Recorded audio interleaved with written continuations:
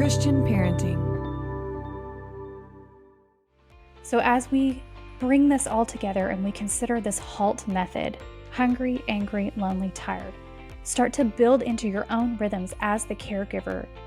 Pause and ask those questions as you start to see behaviors and see if there is a pattern and see how that changes the way that you de-escalate and address your child's behavior.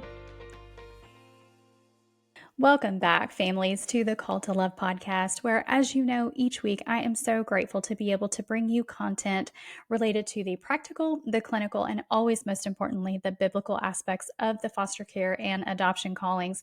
We are in week 2 of a summer series designed to help you promote emotional and behavioral regulation in your family.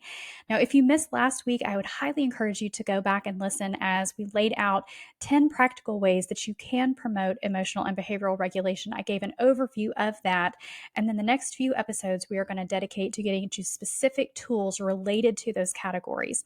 So today's episode is dedicated to our first tool, which I would argue is probably the most important, especially as you're beginning to establish emotional and behavioral regulation in your family, and that is the HALT method. And HALT stands for hungry, angry, lonely, and tired. And so I'm going to give you a little practical example just as we get started today. And it's funny how, as I'm studying this and I'm preparing for this, we get a real life scenario that is really applicable to what I'm going to be talking about today. So just the other day, I was at a work lunch and we were wrapping up. I was about to head home, but my phone rang and my daughter was just absolutely inconsolable, sobbing on the other side of the line. And the reason, all of her swimsuits were wet and she was running a little bit late. The neighbors were waiting. I had agreed for her to be able to go on this play date to our neighborhood pool. One of the moms was taking her and all of her swimsuits were wet. Guys, I don't know why, but she was so upset and she wasn't being disrespectful, but any solution that I offered, she had an argument for. We get it tied into these conversations when she's escalated where any solution that I offer, she's going to have a rebuttal and, not want to lean into that solution. And so I have learned through trial and error and ultimately through the HALT method how to get to the root of the reason why she's upset. So I'll share a little bit more about that as we go through some of the specifics today, but that just kind of sets you up for a scenario of why on earth would you be upset about a wet swimsuit? You're about to jump in the pool anyway. But there were just a lot of reasons, and I was able to sit down with her later on and dig a little bit deeper and figure out what that looked like. Now, I could have been really, really frustrated with her. I'm at a work lunch. I'm in the middle of important conversations. It's disrupted my time.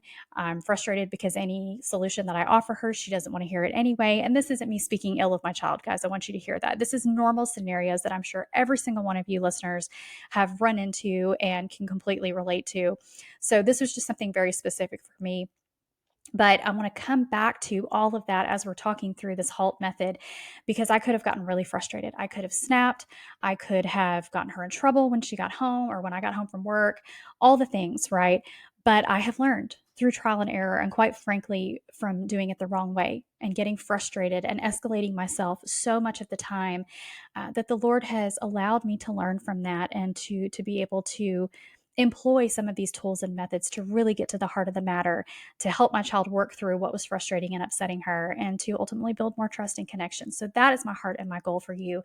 And always, as the Lord gives practical examples, I like to be able to use those and share them with y'all because, friends, I do not have all of this figured out and I do not handle it perfectly every single time.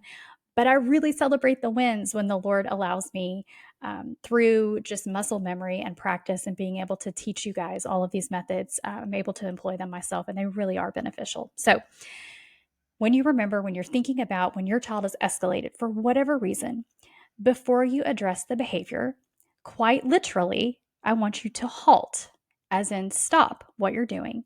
Try to get rid of as many, if not all, of the distractions around you.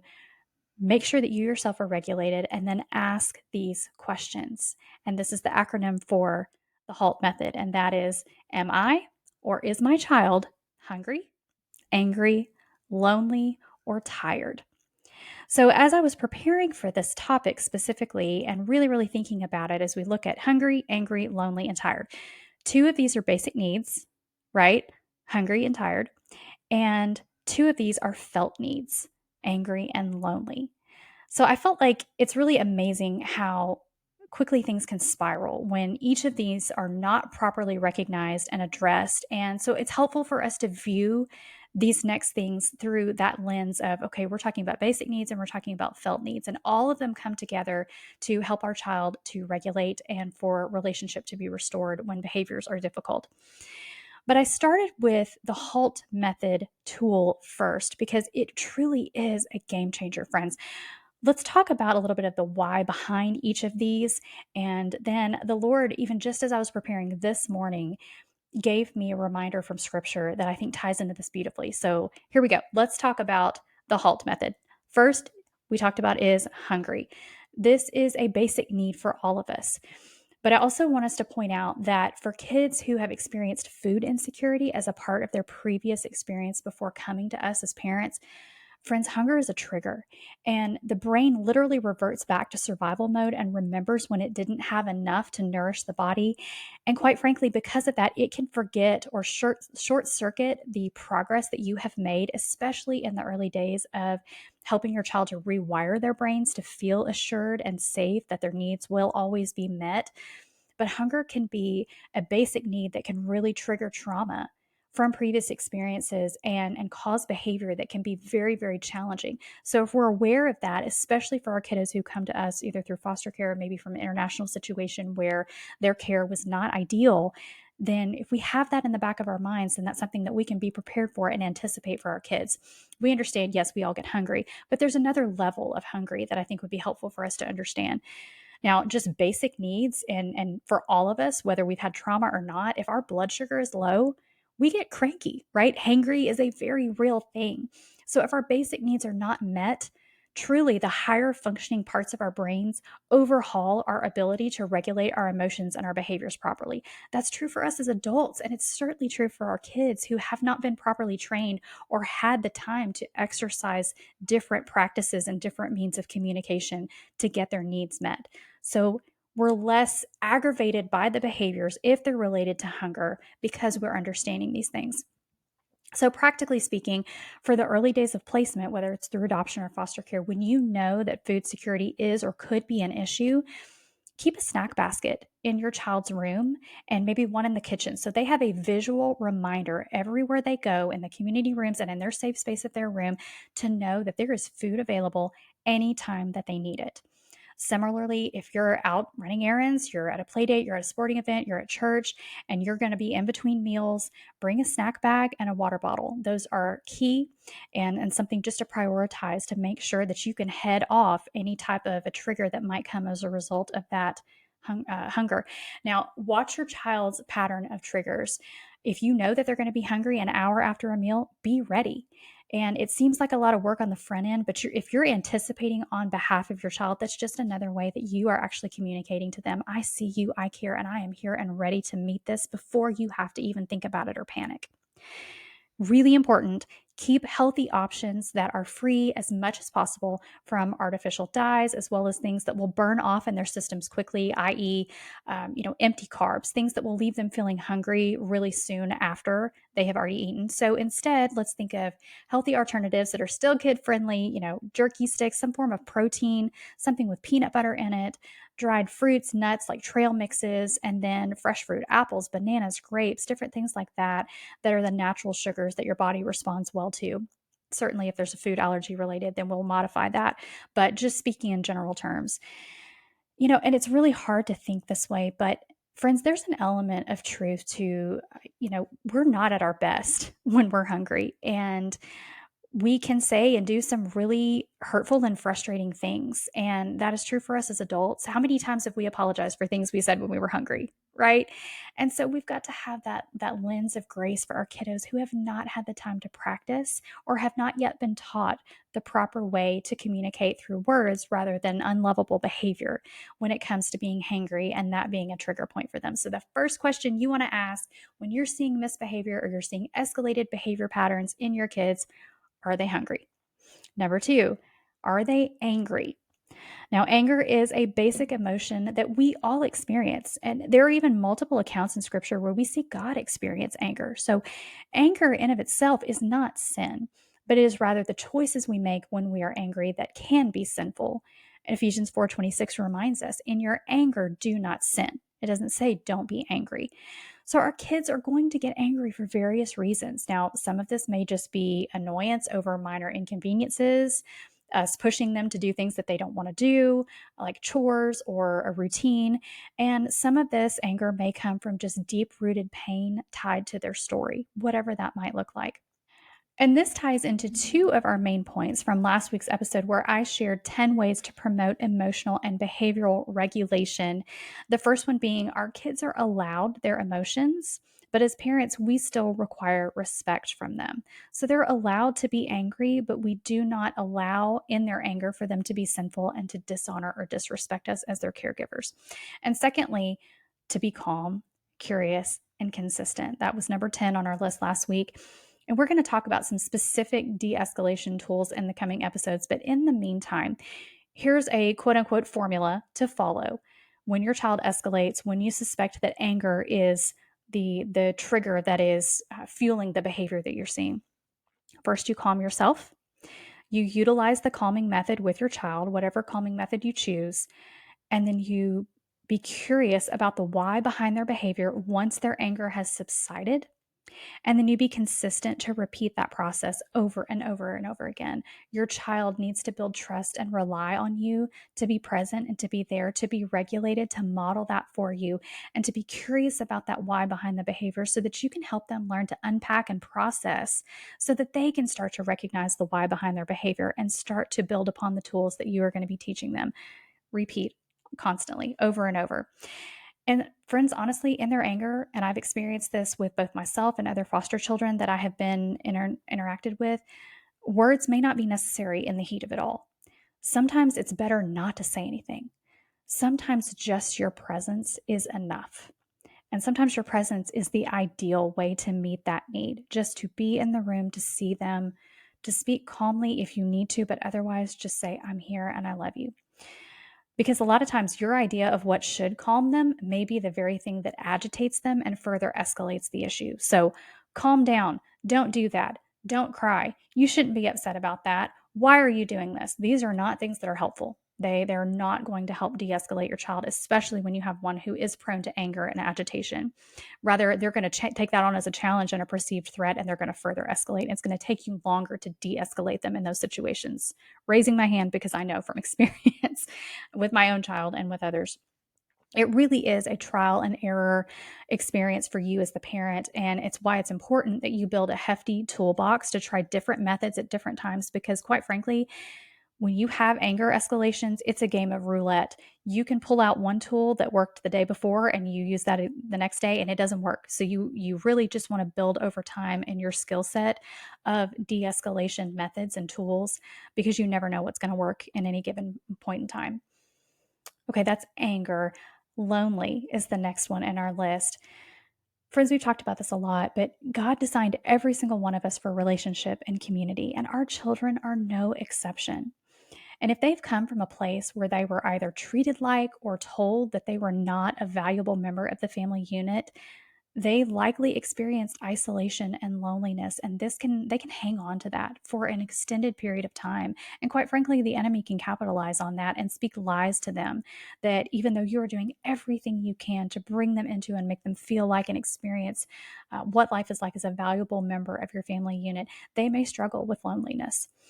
But don't always associate loneliness with nobody's present, like I am alone in a room. Guys, we live in a day and time where we can experience loneliness in a crowded room and a full house. Loneliness really is a result of not feeling seen or engaged with. So there's a difference between I'm sitting in the room with you, but I'm not engaging with you. Screens are the worst at this, because we can all be sitting in a room and everybody's on their screen, so they're not engaging with one another. And that can still be a really lonely space. It can also be really difficult when there's a lot of high caregiving needs in your family, and you as the caregivers are just trying to keep the tiny humans alive, and you're trying to keep the trauma at bay, and you're trying to do all of the things. So you're not connecting. That can result in loneliness for some of our kiddos, and especially the ones who have less caregiving needs or less emotional and reactive needs. Those kids that are doing good can find themselves isolated and feeling lonely. And so that's not for me to put more pressure on you as caregivers. It's just something for you to take note of, because if you do have unusual behavior arise in a child that's otherwise not causing issues, this may be their trigger, that they just feel lonely. I had a very seasoned mom when I was a young mom, and my oldest son, who's now 18, he had a lot of energy. And I was a young mom. Quite frankly, I was still a selfish mom, and I was drained, and I was learning how to be a mom. And my natural attachment style, as I understand it, is avoidant. So even though I was in the room providing his basic needs of care, I was truly not engaging fully with my son at times. And so I had a mom just give advice. She wasn't correcting me or anything. I think I was seeking counsel in all of this because he was just wearing me out at times. And she said, just very practically, take the first 15 minutes of your day with him as soon as he wakes up, just to be present. Sit on the floor, read books, play blocks, do what he wants to do, talk about what he wants to talk about. And this will absolutely fill up his cup and set a good tone for the day. And there's less energy that's trying to pull and tug at you for the attention that he feels like he needs. And I tried it, and it was very, very effective. And I've heard the same thing about the last moments of a child's day: reading with them, praying with them, answering their questions, and just be present with them for those final moments before they go into sleep, and end that day. Just be present. This is truly the cure for loneliness in our kids and in us. And imagine what that looks like if we just take intervals throughout our days just to be present with our people and present with our kids, to say to them, I see you, I love you, I enjoy spending time with you, I want to know about you, and you are a valued part of this family. So, back to my story with my daughter's epic swimsuit meltdown. Ultimately, once she was regulated, once I got home, she came home from her swim play date. I was able to sit down with her and I said, Hey, you're not in trouble. I just would like to know. So I'm expressing curiosity to her. What happened that upset you so much? Well, when she started to unpack the story for me, because she automatically understood I'm not in trouble, so I don't have to perceive a threat, so I don't have to shut down. I can actually tell mom what was going on and know that I'm not going to be in trouble for maybe seemingly arguing back, or, however that interaction had been between the two of us on the phone. I wasn't there to help her regulate, first and foremost. So she was feeling a little off kilter. It had been a really busy day. We had all been coming and going. Brothers were going one direction. My husband went to work. I had gone to work. It was just a lot going on. And older brother wouldn't let her call and connect with me because he was trying to be thoughtful of me. Well, mom's in a meeting. You don't need to call and disturb her. Well, she panicked. So she felt lonely in her problem solving. She just needed mom to be able to calmly say, okay, here's our options. And I was able to do that over the phone once I got her calmed down. And so, back up a little bit to that story, I said to her, Baby, mama really wants to help you, but I can't understand your words right now because of your tears. So can you use your words where mama can hear you and understand you? So that was de-escalation point number one. And it took a couple of times to remind her. And then I said, okay, what exactly is it that you need? Okay, here are some solutions. She wanted to argue back with me a little bit because ultimately she wanted a dry swimsuit. I said, well, sweetheart, that's not an option because they're all wet right now. I had just washed them. They were in the laundry. And so I gave her choices. You can do this one or you can do this one. And I'm on my way home. Do you need my help? And so I was able to de escalate her, but I was able to follow up later on by being curious and get to the root of the issue, that she felt lonely in her problem solving. And so we were able to talk about that and go, okay, next time, what can we do better and how can I help you? So that's just a practical example. Next, we have tired. Not only did God create us to be in relationship and in community, He also created us to rest. We require rest. And He Himself modeled that rest at the conclusion of creation. Our bodies get weak and they don't function well when we're tired. And once again, our kids are no exception. So your child might be melting down because their exhaustion level has reached its limit. So in these moments of escalated behavior, go through hungry, angry, lonely, tired. When was the last time my child rested? Have we been in a high stimulus environment? Have we been go, go, go? Has their sleep been disrupted for the last several nights? Have they missed a nap? Have they gone to bed late? Ask yourself these questions before you dive into a correction of the behavior. Now, I want to pause and say, this is not a substitute for correcting behavior. This is a lens to look through differently at the behavior so that you can correct it properly, address it and correct it properly. So if your child has experienced trauma of any kind, This keeps the body running in a state of hypervigilance all the time, which is like an invisible engine that's running at max capacity. Imagine just pedal to the floor. And we don't think about it because it's invisible, but this exhausts the body tremendously. And this can be why we see a lot of challenging behaviors in our kids. Think about our kids that come to us from institutionalized care and foster care. They are in a state of hypervigilance all the time. They don't know if they're safe, they don't know where they're going next, nothing is familiar, and no adults seem trustworthy. So they are constantly running at this high level max capacity of hypervigilance, and their bodies are exhausted. So, especially our trauma kids need extended seasons of rest. And I said seasons, not just a day or two in bed, seasons of rest. And most of them have trouble truly resting for an extended period of time because their brain is still communicating a perceived threat. So, even when they have been in your safe and loving care for a long time, rest and sleep can truly be a challenge. So, take some time to recognize that if this is a part of your story. Prioritize periods of rest in your day with your kids. This is just good practice modeled for us in Genesis with the Lord. Whether we are coming from places of trauma or not, we need to be building in periods and seasons of rest with our kids and with our families. And this doesn't even necessarily have to mean sleep, although research does show the impact of even a 15 to 30-minute power nap being highly beneficial for all of us. Any type of rest is beneficial. So, again, notice your child's patterns and try to anticipate that need for rest based on how busy they've been, what pressure they might have been under, whether it be school, maybe they've had a court visit if they're in foster care, maybe family visits if they're in foster care, or they've had extended travel coming home from an international placement. There's all of these different needs related to rest, and it is a key element. So, as we bring this all together and we consider this HALT method, hungry, angry, lonely, tired, start to build into your own rhythms as the caregiver. Pause and ask those questions as you start to see behaviors and see if there is a pattern and see how that changes the way that you de escalate and address your child's behavior. I was in my quiet time this morning as I was preparing to record this episode, and the Lord just brought to mind the story of Elijah in 1 Kings 19. And this is probably another very familiar one to you, but I think it speaks perfectly to the HALT method, and I'm going to explain why. Let me set the scene for you again a little bit. Elijah had just led a showdown between the people of God and the prophets of Baal. Both had built altars to their gods and placed offerings to be consumed. And of course, as we know, the prophets of Baal, despite everything that they tried, nothing happened. And they were essentially humiliated in front of a large crowd of people. Elijah, on the other hand, built an altar. He even went so far as to drench it with water.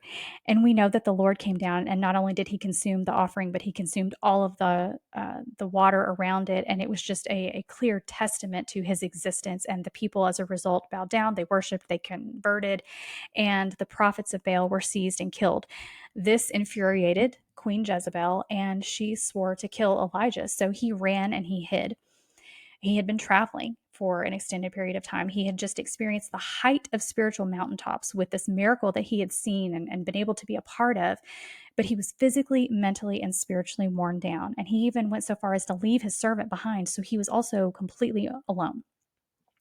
So, in all of this, he reached a tree and he sat down underneath it and he essentially begged the Lord to die. He was that worn out. And he was truly hungry, angry, lonely, and tired. And how did the Lord respond in all of this? Well, Elijah collapsed into sleep because of his exhaustion, and the Lord woke him up, and he had provided bread and water. And he told Elijah to consume it and then to keep resting. Go back to sleep, Elijah. So the Lord provided the basic needs, and then he provided the relational needs by conversing with him and giving him instructions and next steps and telling him to keep going. I think that is so cool that the Lord gives us that story and allows insight for application so specific to us as parents. We know he's the perfect father who, as we talked about last week, models regulation and controlled responses, but also he models caregiving for his children. This is a perfect example of that. He saw the needs and he gave the basic needs that Elijah had so that he could keep going. So, this is a great reminder for us. When we consistently meet the basic needs of our kids, we're able to build trust, which allows for relationship. And that, my friends, is the basic introduction to the HALT method. So I want to encourage you to make this your go-to every time you experience challenging behaviors with your kiddos.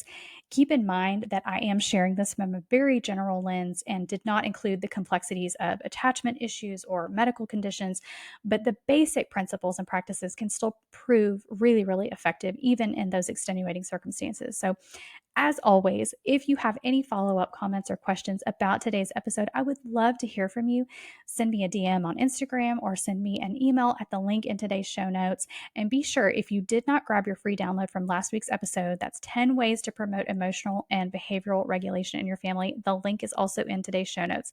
It totally bombed on me last week, but I did get it fixed. So please, I had a listener. Thank you so much for reaching out, letting me know that it wasn't working, but it should be up and effective now. So please go grab that download. And guys, thank you so much for listening. Please be sure to follow the show and share with your friends, with any church ministries and support groups where this might be beneficial.